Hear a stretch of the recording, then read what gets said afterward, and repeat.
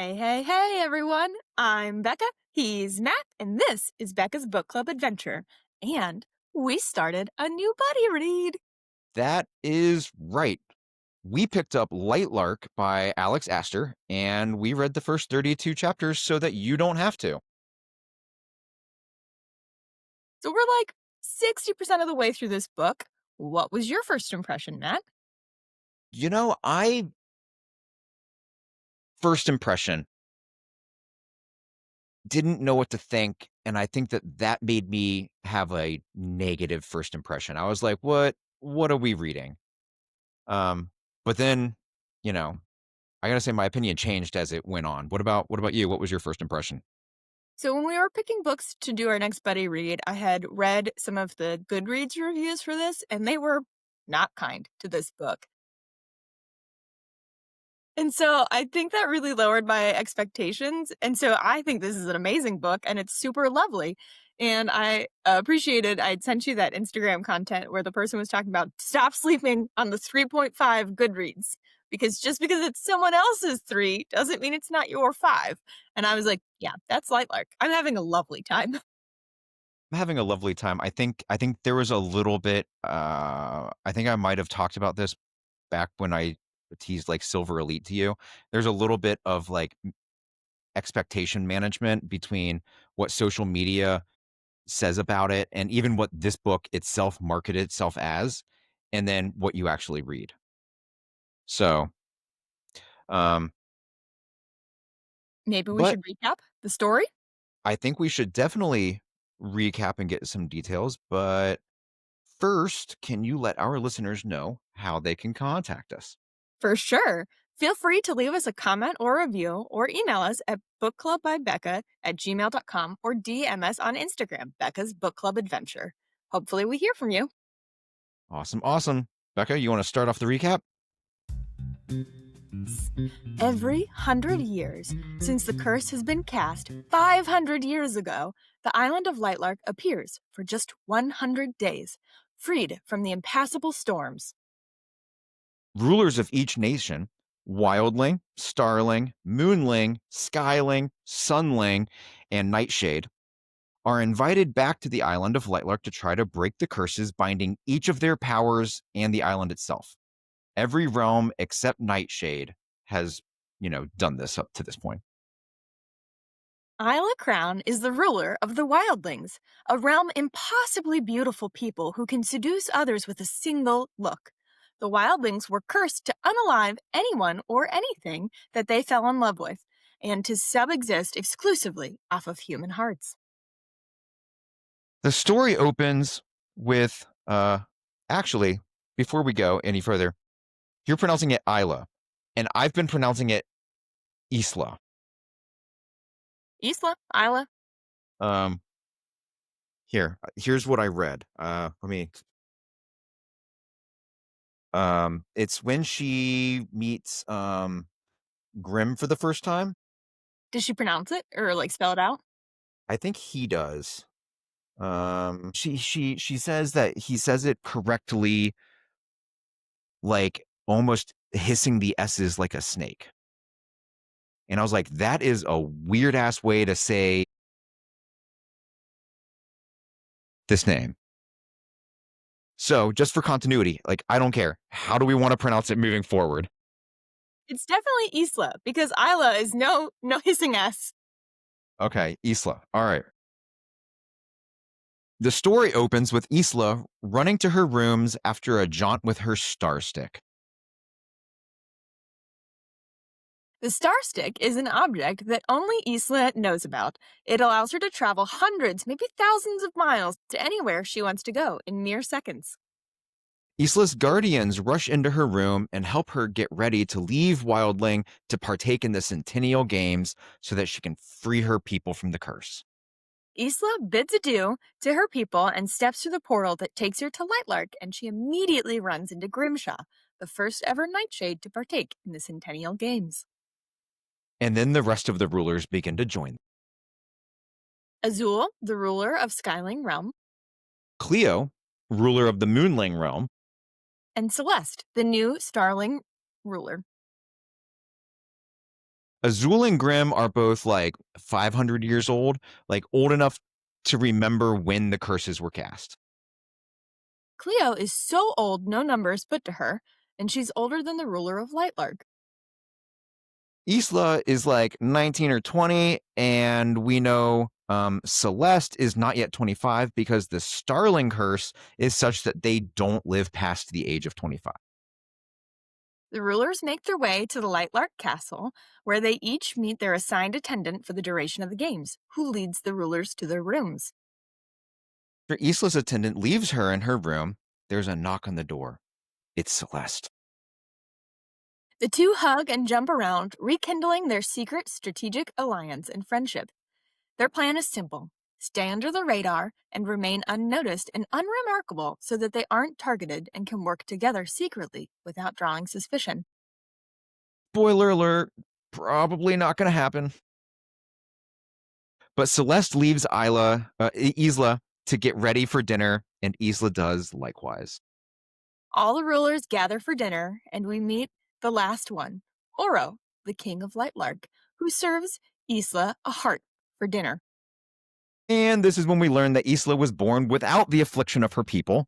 She doesn't eat hearts. She doesn't have to unalive the one she falls in love with, but also she has zero powers. And none of the other rulers know any of this. The next morning, the rulers meet again, and Oro reiterates the rules of the Centennial before formally kicking off the games.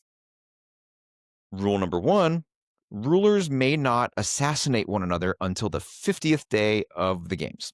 And when pairs are determined on day 25, pairs may not assassinate one another. Rule 2: all rulers must attend and participate in every Centennial event. Rule number three: in order to participate, no ruler may have an heir. The first 25 days of the game are dedicated to a demonstration from each ruler so that rulers and inhabitants of Lightlark can assess the others. The second 25 days of the games are dedicated to the rulers being put into pairs and doing strategic things. The next morning, Isla sets out to the village to have a wardrobe made for her. On the way, Grim falls in step. He convinces Isla to go to a little mini chocolate shop and have a date with him, and the two eat as much as they can before Isla's clothing appointment. Because nothing screams getting measured by a tailor like having a big bloated belly full of chocolate. After commissioning a new wardrobe, on the way back to the castle, Grim lets Isla know about the first demonstration. It's his, and she'll need armor and a sword. Isla passes on this heads up to Celeste and also gives Celeste a sword. Celeste tells Isla not to be naive in accepting anything from Grim and tells her to focus on their plan. Step 1 of their plan is to locate the Bond Breaker, an ancient relic hidden in some library on Lightlark that legend says can break any bond that imprisons a person or their family line, including curses. It just requires blood, like a lot of blood, and she and Celeste plan to share that cost together, which just sounds like the best idea ever. Celeste testifies that it's not in the Star Isle Library, so they need to search the other libraries. And that's Isla's part of the plan, the search. To help her do that, Isla sneaks back to the tailor's shop, breaks in, and steals a whole bunch of clothes in order to disguise herself so she can sneak into each realm. Celeste's part of the plan is to acquire a pair of gloves, capital G. The gloves are made from human skin and have the ability to soak up powers from other. The gloves will allow the wearer to gain entry into restricted portions of the other realms. Day 5 of the games comes along with an invitation to Grimm's demonstration, which is a trial by duel. Oro beats Azul, Cleo beats Celeste, and Isla wins against Grimm. Then Oro claims victory against Cleo, and Isla squares off against the King Oro for the ultimate duel, which she lets him win at the last minute once she realizes she was spoiling her own plans to stay under the radar. Therefore, the king wins the first demonstration. Oro seems to know that he didn't win from his skill alone, and he just like stares Isla down calculatingly. So much for staying under the radar. Another group dinner invitation comes, and when Isla arrives, it's not just the rulers, but dozens and dozens of rulers from all realm. Surprise! It's Azul's demonstration where all the rulers are going to give a demo of their powers. Um, but Isla doesn't have any power. Rutro. One by one, the rulers perform feats of magic while Isla hastily crafts a plan. Ultimately, she uses the king as an assistant, walks away, blindfolds herself, and throws a throwing star at the king, knocking his crown to the ground. The audacity. But the king ultimately wins this second demonstration. In her abundant free time, Isla has been disguising herself and casing the village, learning its people, its habits, and its secrets. One of those secrets is a man named Jasper. Jasper is a bartender who also trades in information. His price? Secrets. Essentially, it goes like this. Isla confesses that she lets the king win the duel, and Jasper tells her how to get past the Moonling guards. They're not there during the full moon, which happens next week. Oh, and Jasper wonders if Isla knows anything about some of the tailor's clothes going missing. Celeste's demonstration is next. It's a trial by fear using the Starling mirror. One by one, each ruler places a hand on the mirror and is mentally transported to another world where they must conquer their greatest fear. The winner is the one who conquers their greatest fear in the shortest amount of time. Isla's greatest fear, apparently, is that she will not break the curse and will live isolated, locked in her room until the end of her days. Ultimately, Cleo is declared the victor.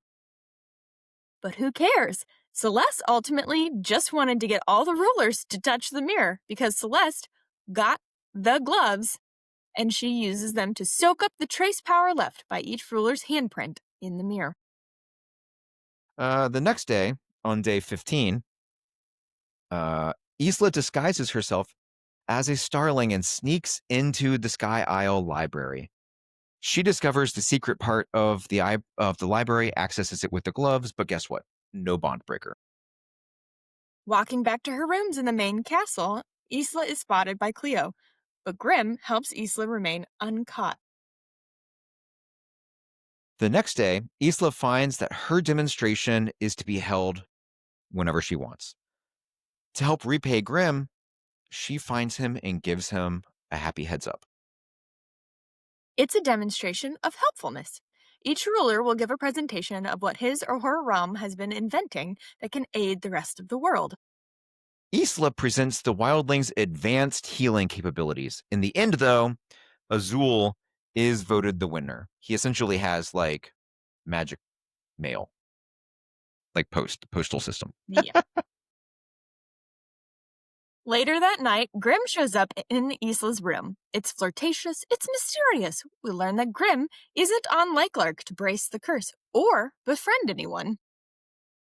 We learned that it wasn't just Oro's ancestor, but also Grimm's father that formed Lightlark and the Isles as they currently are.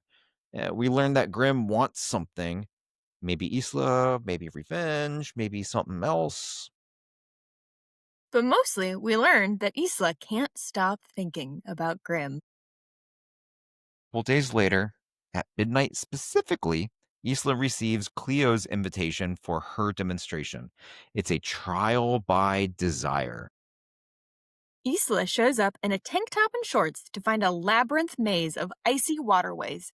Each ruler must take their way through the maze by following the desire of their heart to the end. Isla completes the maze, but more or less gets hardcore hypothermia and has her attendant, Ella, rush her back to her rooms as Cleo is announced the winner. The following day is the 20th day of the games and the full moon, when no Moonling guards will be on duty. So Isla sucks it up, hypothermia and all, disguises herself as a moonling, climbs the side of a cliff, makes a couple guards unconscious, and then flees from more guards until she finds the library. The entire library is restricted and frozen. However, there's still no bond breaker inside. Trapped by the Moonling guards, Isla uses the Star Stick to teleport back to her room in the mainland castle, where she spends 2 full days in bed. Isla knows that it's time to get out of bed because she receives an invitation to afternoon tea. And it's no normal tea, it's King Oro's demonstration. It's a trial by truth. The rulers are given 3 cups of truth tea. After they drink it, the tea leaves, the dregs that are left behind, spell out the drinker's greatest secret. The winner will be the first to share their secret. Of course, Isla's cup says, I have no power. One by one, rulers shatter their cups on the ground until it's just Cleo and King Oro. King Oro reveals his secret, and he wins. He is dying. On day 25, King Oro gathers everyone in his throne room. He talks about his illness, how the island has been deteriorating, reveals and reminds the rulers of the prophecy, and then announces the pairings. Azul and Grim, Celeste and Cleo, and the king chooses Isla as his partner. Isla. So, Isla and Celeste, plan not achieved. Okay. That night, the king comes to Isla's rooms. They make a deal to help each other and investigate the king's theory about the curses. For the next 10 nights, Isla and the king search the plants around the island for the heart of Lightlark, but no dice. The king decides to change tactics. He gets intel to get intel from one of the wild ancient creatures of Lightlark. 5 days go by, and Isla and Celeste meet her in the village, but before they can meet, she is ambushed by Moonling royals. Celeste comes to her rescue, and the confrontation pretty much ends with a whole bunch of dead Moonlings and a failed assassination attempt. After nearly 2 weeks of not seeing or hearing from Grim, he's suddenly there. In an attempt to show her he's not her enemy, he honors her request and takes her to the Wild Isle. It be dead, devoid of life, all of the bad things, but it still has a palace, and the palace still calls to her soul. Inside of it, Isla spots a hidden door amongst the rubble. Later that night, Isla sneaks back into the Wild Isle to see what's behind the door, but she can't open it. So she goes back to Jasper and trades a secret for a secret. But the only thing Jasper knows about Wild Isle is that only wildling powers will work. Leaving Jasper, she runs into Grim, and the two are caught in a thunderstorm. They take cover and bond. One thing becomes clear. Isla should be afraid of him, but she isn't. It's been 8 days since she last saw the king, but on day 43, he knocks on her door because he's found and made a deal with one of the island's most ancient creatures. On Star Isle, they meet with a scepter whose price is the time of the body of, quote, the most beautiful girl on the island, Isla.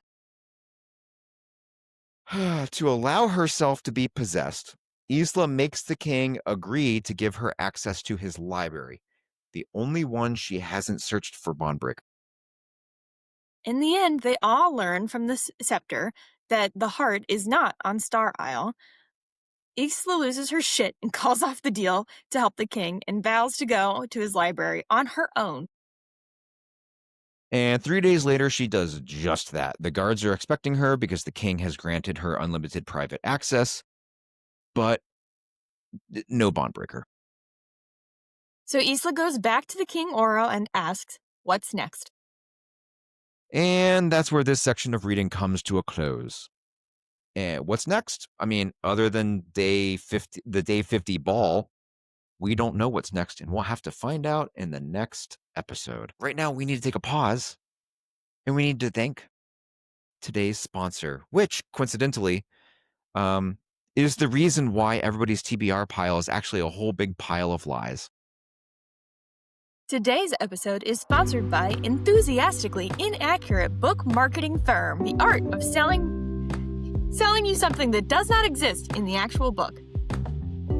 Why rely on accurate blurbs or honest reviews when you can just slap a 15-second book talk video on it with vague slow-mo, dramatic audio, and a quote ripped out of context? At Enthusiastically Inaccurate, we specialize in phrases like, if you loved Hunger Games and Fourth Wing, this book is for you, regardless of whether it includes dragons, battles, or basic plot structure. We work exclusively with creators who read the back cover, watch one aesthetic edit from someone else, and then confidently announce, "This book destroyed me." Side effects may include disappointment, confusion, mild rage, and still finishing the book just to see if anything happens. Enthusiastically inaccurate book marketing firms, because the truth doesn't go viral. And on to the rest of the show. So, how did your first impressions change from when you picked up the book to where we stopped? Because I read so many negative reviews, I have only fallen in love with the book more. So, it is a young adult book so far. I don't know if it's going to cross any boundaries. I don't think it will, based off of what we've read so far, because there's longing from afar at best right now. So I think it does fit young adult. It is a game and trials series, and we're learning like the magic structure of this world. So for me, check, check, check. This is a great book. Yeah, I also I like it a lot now. It took me those like 220 pages or whatever we read to like it because it was marketed as like a Hunger Games. Like the author on her own social media markets it that way. And I'm like, okay, I guess there's some games, but there's no like fear everybody's going to unalive each other. This is not a dump them into the forest and see who comes out alive type of thing. And maybe it'll get there, but you know, based upon the setup of the games and everything, it was really more of like a marketing, and what I read, not the same thing.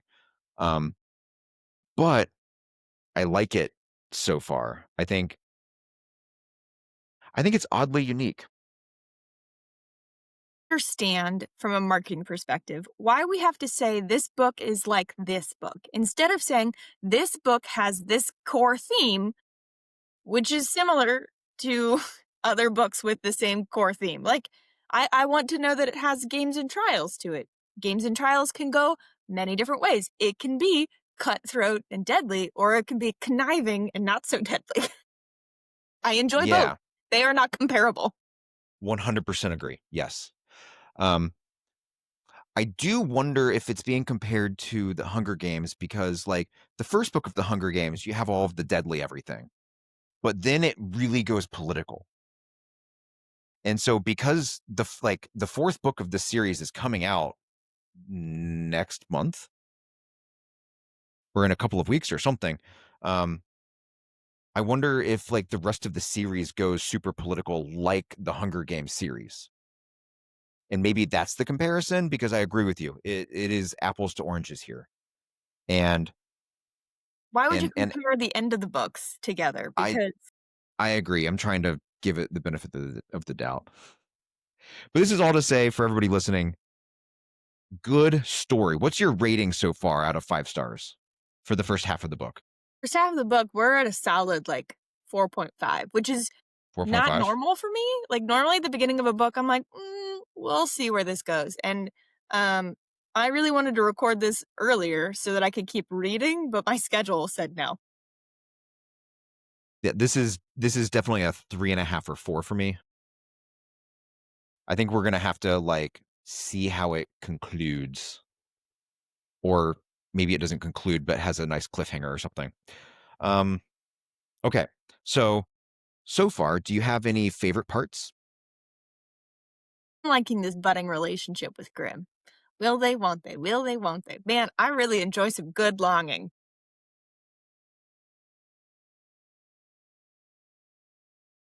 That is an it's not my favorite part, mainly because I think we've read so many books now where it's like a pretty girl and a shadow daddy. It is a pretty girl and a shadow daddy. So I think I'm starting to get like a little numb to the trope. Um, but I do like how their relationship is coming out. It feels normal, natural. I don't know what organic. That's the word I'm looking for. It feels like it's happening organically. It's not being forced, and I appreciate that. I also really appreciate how we're slowly learning the history and the lore, and how Isla doesn't seem to know as much as Isla thought she knew. I agree. I do not think there's been a single like info dump, and like hats off to that. That is The very first page, we did get all of the isles and their curses, which I do appreciate that like some information is provided before you even start the book because I like having the ability to like refer back to that page. yeah. I still don't think of that as like a because it was done so succinctly and so quickly. Not an info dump. Not like It's an index. yeah. Do you have a least favorite part? Mm, I think this weird relationship we've got with Cleo being a monster, but not a monster, but like she's the villain that's not really a villain yet. Meh. I think my least favorite part. I do not like Cleo. I agree with you. I don't want to just say, yeah, Becca, thanks for your opinion. Okay. I don't like Cleo either. But I am very interested because I think Cleo is going to become one of those characters who like it's like girls don't like girls thing, but then they have a moment where they bond and now they're like besties. I think that kind of a thing is going to happen and all of the weird shit that Cleo's doing, like with building an army and uh, is all going to be for some good reason or That'll be something. book 4 shit though. Yeah. Um, my least favorite part is how Cleo, Oro, Grim, and Azul are all like super old, Mm. but they all still seem to have this weird we don't like wildlings thing. When they existed before the wildlings got the curse that they cannot help. And it just blows my mind that these ancient beings have like fallen into this almost racist belief system. Anyway, um, I think it's central to this plot point, so well, yeah, for sure. Let's talk about the rulers. Um, Isla from Wildling, 19, and she can seriously kick butt because she's been trained her entire life specifically for these games. She's gorgeous. She's hot, apparently. we've never really gotten much of a description of her. We've just been told that she's wildling, therefore she's gorgeous. Not even that specifically she is gorgeous, but that her race is gorgeous and therefore she is. I think the only thing we really know about her is that she has like greenish eyes, I think. Yes. But like don't know anything about her hair. And she looks good in red, I'm guessing she looks good in like all the colors. probably. um we get the impression that she has a stellar body given the fact that she wears all these like really tight hugging dresses. But that doesn't we don't know if that means she's voluptuous or if she's like just muscular and kind of thin or if like we have no idea. And I kind of appreciate that writing. Um I don't need I don't need to be knocked in the head by it because I think the vast majority of reasons why people in general fall in love with each other, I don't think it has anything to really do with what we look like. That might be an initial attraction, but like personality, interests, you know? Anyway, onto Azul with Skyling. He is unremarkable. I think in when they first meet, he's almost like described as being like Poseidon or something. I think he was wearing like a vest. You could like see his abs and pecs underneath it or something. And I just got this like huge mental vision of like Poseidon. I think I'm taking it back because I think the mental image I had made was Aladdin Aladdin, that works too. with the little vest Now I want him to have a monkey sidekick. and the magic carpet on the wind. Hmm. He can show us the world. He controls like he's got like wind power. I don't know why that's going to be important, but I'm guessing it's going to be. And otherwise, I don't think there's much to say about him. So then we have Cleo. Actually, oh, the Skylings. Do you remember what their curse is? Because I sure as crap don't. Ooh, okay. I don't remember, but I do remember one other fact about Azul, which I feel really weird for saying out loud, but it's the only like thing that we know about him. His husband died a while ago. So he's like a super sad inside person and also a little, I guess, not a little, but completely he's not heterosexual. He's a yeah. I looked it up. Okay. Ready? Yeah, Skyline. Their curse is that they've lost the ability to fly. Thousands fell to their death that day. And then their Oof.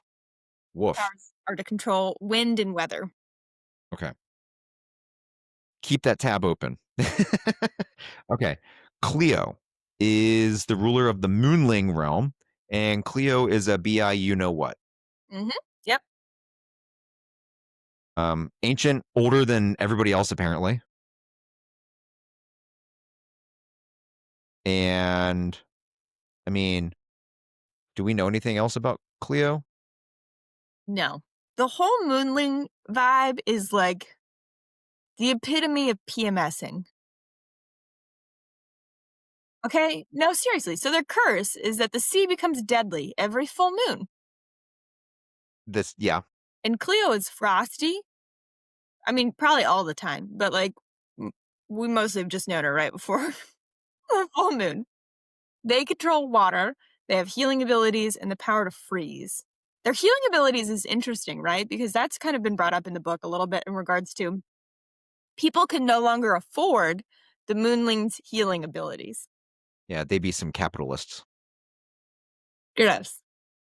Um I think the other thing of note is that they've really pulled away from the rest of the realms. They've like isolated themselves and become very secretive.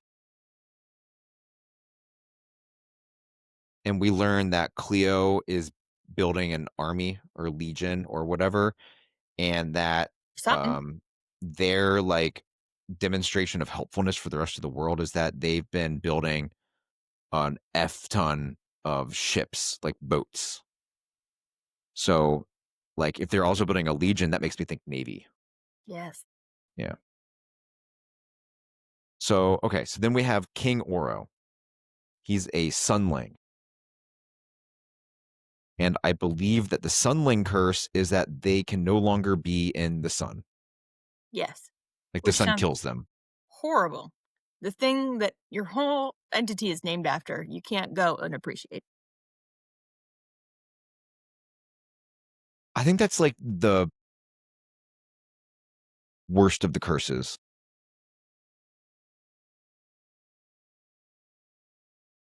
I don't know. I would hate to live my life at night because like you want to stay up at night so that you can actually go outside and be like, ooh, trees, breeze, fresh air.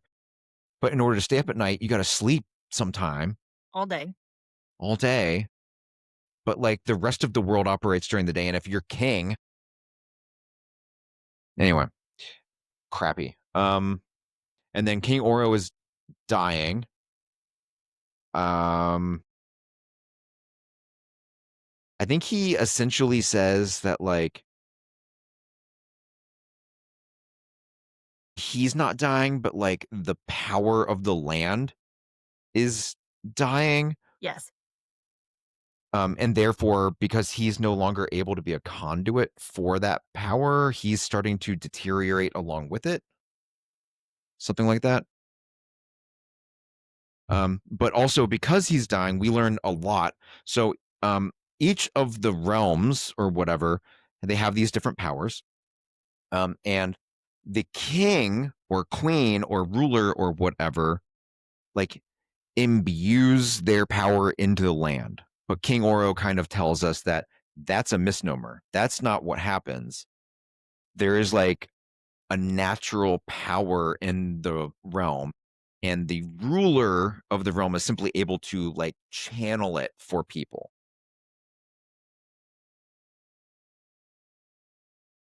So it's interesting that so because Isla doesn't have any power, she's unable to be the conduit for the wildling power, and so the wildling realm has been like on the decline for her entire life. And then she's paired with Oro, who uh, is essentially doing the same thing in a decline. Yeah. Um, okay, let's move on to Celeste. She is the ruler of Starling.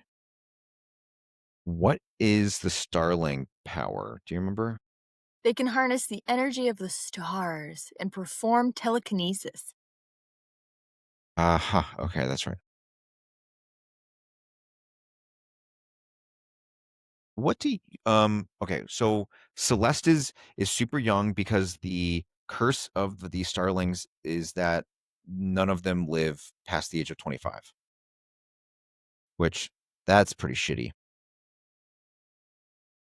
So she's a young ruler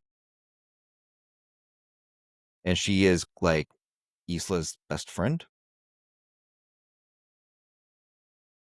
And what do you think of Celeste? She's gonna be the best of buds till the end of the book. Something's gonna I, happen. I don't like Celeste. I don't like Celeste at all. I don't trust Celeste. She's way too helpful. She's protecting Isla way too much with like zero gain for herself. Um, and this idea she has for Bondbreaker, dude, do we think that nobody in the last 500 years has thought to use this damn artifact? Apparently not. It's just ridiculous. It's ridiculous. Well, they are young and dumb.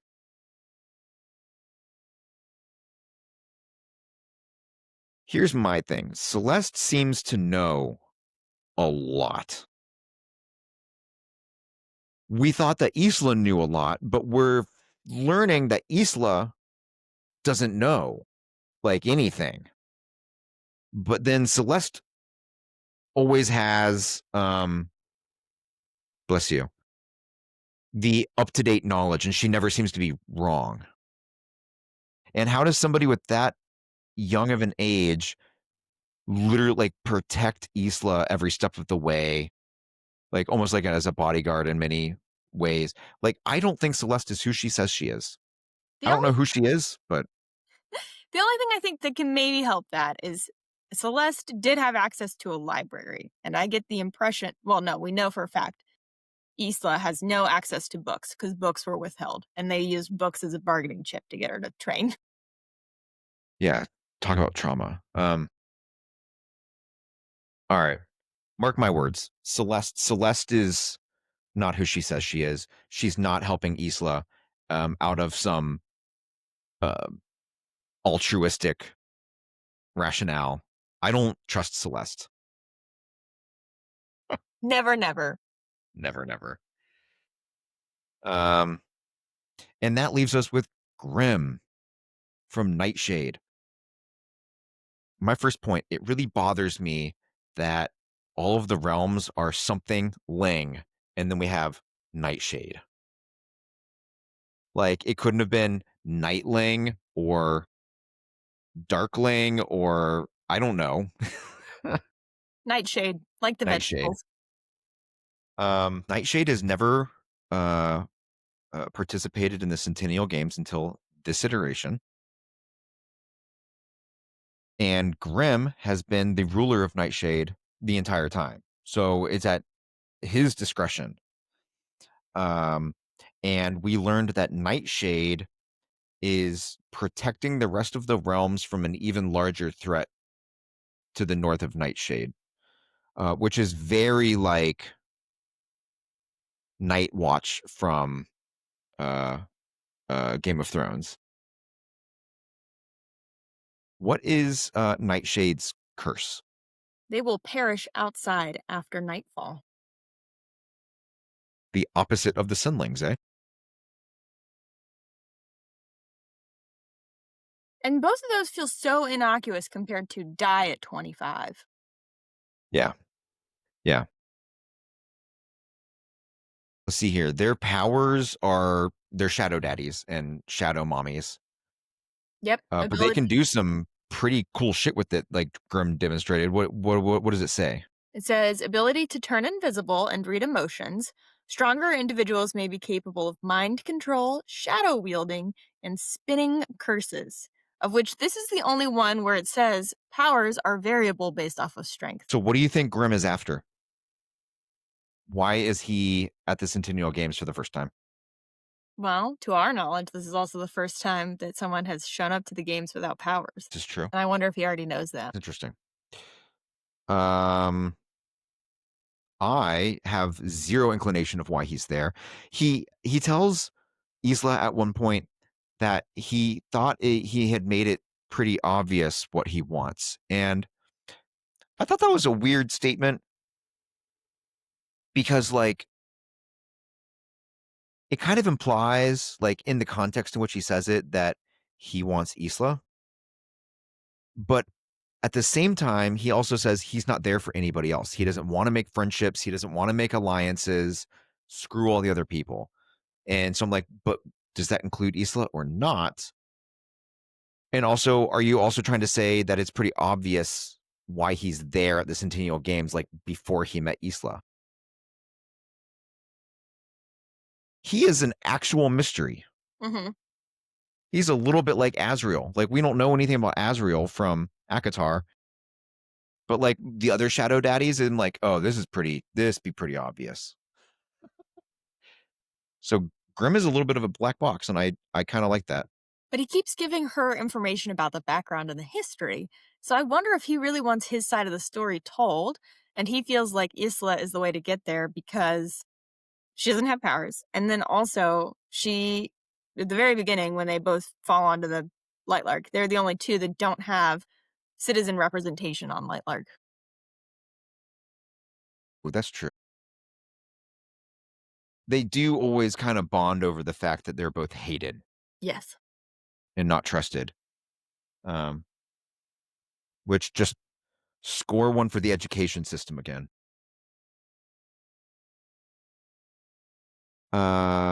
Okay, I have notes here that we can go through the demonstrations and trials. Um, I don't know if that's something we actually want to talk about or if it's necessary.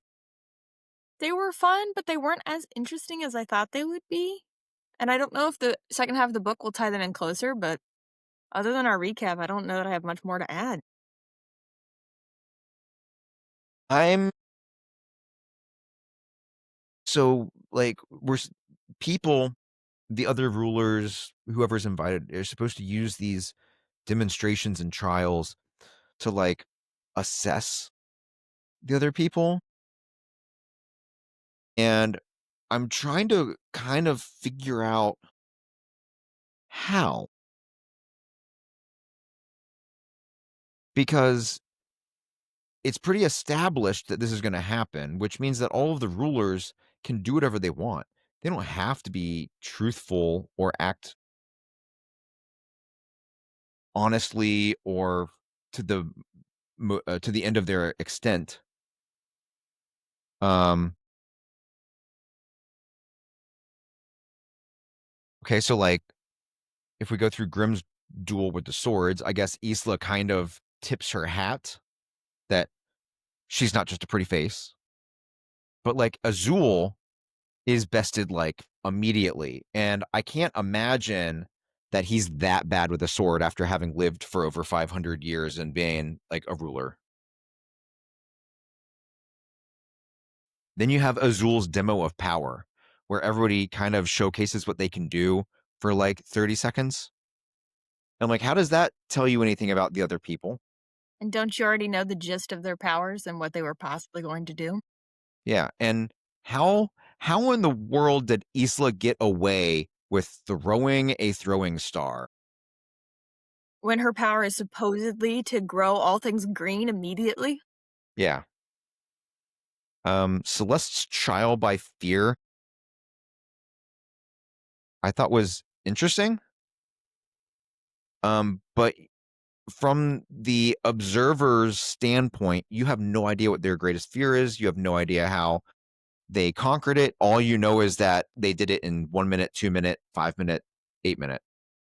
Also, how is it your greatest fear if you can conquer it in 3 minutes? Agreed. That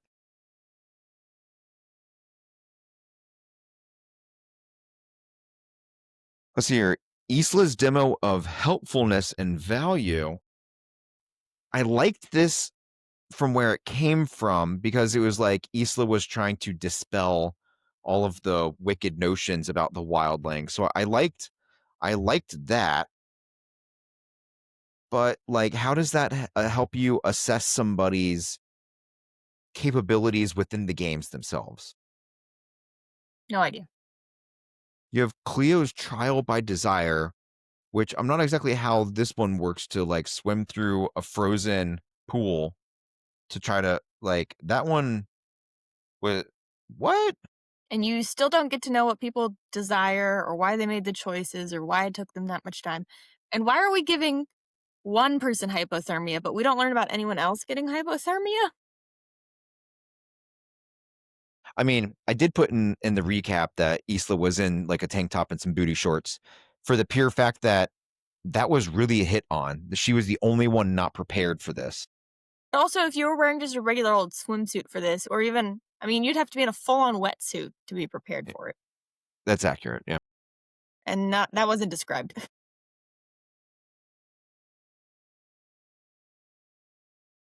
And then Oro's trial by truth. I feel like Oro created this trial specifically so that he could out his himself for being, gonna die. Um, but like nobody else speaks a word. So what was the point for the whole concept of assessing? I also thought it was pretty aggressive to just throw your teacup on the ground. Like, you couldn't have just put more water in it? Yeah, it was all supposedly really nice porcelain. I'm just like, that's a little rude to And that shatter is your where, your cups. right? You And don't want to that's where, just like stick your finger in there and right? And Celeste, that's where she starts getting weird, where she's like making eyeballs at at Isla. Like, also, if Isla wants to share her greatest secret in this moment, power to her. But Celeste is like eyeballs, teacup, toss. super not. I guess she was super obvious. I was gonna say something witty and nothing witty came to me. Um, but the demonstration and trials were kind of weird, I thought. Like they were fun to read, but I thought for the greater part of the plot, I was like, well, how does this work? But Oro wins the trial, so he gets to set up the pairings, and as a part of that, he uh kind of tells everybody the prophecy, and I thought we could kind of dissect this a little bit. Page is it? 153? Oh, that was 133. I know how to read numbers. Mhm. All right. Okay. It's a little poem. It's super cute. Here we go. Only joined can the curses be undone. Only after one of six has won. When the original offense has been committed again, and a ruling line has come to an end. Only then can history amend. This is apparently like super mysterious to all the rulers. And what did you think of it? It feels like a very direct set of directions that they're just unwilling to follow. Yeah, I completely agree with you. Um, so it says only joined. It doesn't say in groups and pairings. So I'm like, okay, so all rulers have to unite. They have to get over their bullshit and become one again instead of being fractured. That seems pretty obvious. One of six has won. What? What have they won? Games, obviously. That's why it's worked the past 4 times they've done it. Okay, yeah. When the original offense has been committed again, can somebody just like spill some history? These rulers were there when it happened. And obviously, there's 2 sides to the story of what the original offense is. So we need to talk about those 2 stories and figure Mhm. out maybe where the truth lies between them. And a ruling line has come to an end, They're which real is the whole, focused killing each other. yeah, but like, doesn't isn't that going to have something to do with the original offense? Clearly. So, like, can we just get in a room and sit and talk about what happened like 500, 600 years ago? And who says when one line comes to an end means it's killed off instead of just 2 parties become one? Yeah. Yes. Yes. Come on, Grim and Isla. You clearly are meant to be.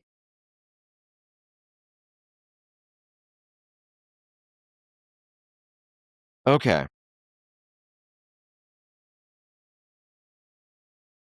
And I think that kind of leads into what we think is going to happen next. So, okay, what do you think the second 50 days are about? I think we're definitely gonna start having some assassination attempts from Cleo. Which I find to be wild because the king says that they're always trying to figure out which person to kill off, to unalive. But like we're just going to willy-nilly start trying to unalive people because games? Games. No, I don't think they're gonna break it in this book. no, of course not. Um Do you think we finish the next 50 days in this book? yes. Okay. Well, I'll rephrase that. I do think that the Centennial Games come to an end. If they come to an end early, Touche. that's different story, but I think the Centennial Games come to an end. I also think uh I think that Oro and Isla find the heart of Lightlark. Yes. I think that is the case because it is the cover art. That is 100% the heart with flower crap growing out of it. Maybe they don't find it, but like I'm pretty sure they're going to find it. And Why is it a heart? That's what I need to know. I'm sure we'll find out. But the wildlings eat hearts. And this curse has to do potentially with this Lightlark heart that we're trying to track down. I thought it was a lot more symbolic, metaphysical, like it's an energy source. I didn't think it was a literal heart until I looked at the cover and I was like, oh, I get the cover now. Right? Like, I definitely got the like symbolic heart of the island, not actually a heart human shaped thing. And maybe the cover art is really about the wildling's curse and not about Lightlark's heart, but also no. That could be a thing. That could be a thing. I also think that this is going to go a little bit like Akatar. So in Akatar, spoiler alert for everybody that doesn't hasn't read Akatar, Reese comes to the wedding and spirits Feyre off to his world. I think Grimm is going to either spirit Isla off to Nightshade, or Isla is going to go there of her own volition. If Isla's heart is the Lightlark heart,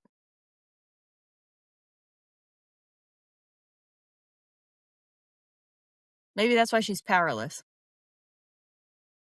And that's why Lightlark is decaying, and that's why King Oro is now decaying. Interesting. I mean, we get a theory that she's powerless because her mom didn't kill her lover like her curse is supposed to do. But also, if you're cursed, that implies a capacity, a lack of free will. I super like this theory, Becca. So, how is her mom able to circumvent the curse and then obviously died at some point with her lover, but Isla still exists? That doesn't make sense to me. So is that curse really real then, or are they just playing into it? Well, that's super interesting because we also just read Apples Dipped in Gold, where the whole moral of that story is that curses don't have to be real. They can just be a thing that you believe. And maybe the wildlings do have this curse, but their rulers are part of the original offense, and that's why they're not succumb to this particular curse because their goal is to like, I don't know. That could be a definite thing. I like that idea. I think that the games are going to come to an end. I think Celeste is going to do something. I don't know what, but I don't trust her. I think she's going to do some shenanigy stuff, and the lid's going to be blown off everything. Yeah. Um, any other predictions? Any other thoughts? I love the idea that Isla is the actual Lightlark heart or the whatever. That's really cool thought. I like that a lot. Probably dead in the water. We'll find out here soon. Okay, so let's put a bookmark in it for now. Sounds good. We'll be back with part 2 of Lightlark, where we discuss chapters 33 through 56, and then we'll do a full book review with thoughts on where the series is going and what the movie might be like. Yeah, did you know it's being made into a movie? I did not. I started following Alex Aster on Instagram. Well, I'm sorry, we did our account, and she talks. She's been posting stuff about meetings that she's been having with Universal Studios, and so maybe it's a TV show instead of a movie, but I think it's going to be more of a movie. So they're just in talks, but like could be interesting. Exciting. Anyway, don't forget to leave us a comment or send us an email. Our contact information is in the description below. Until next time. See ya.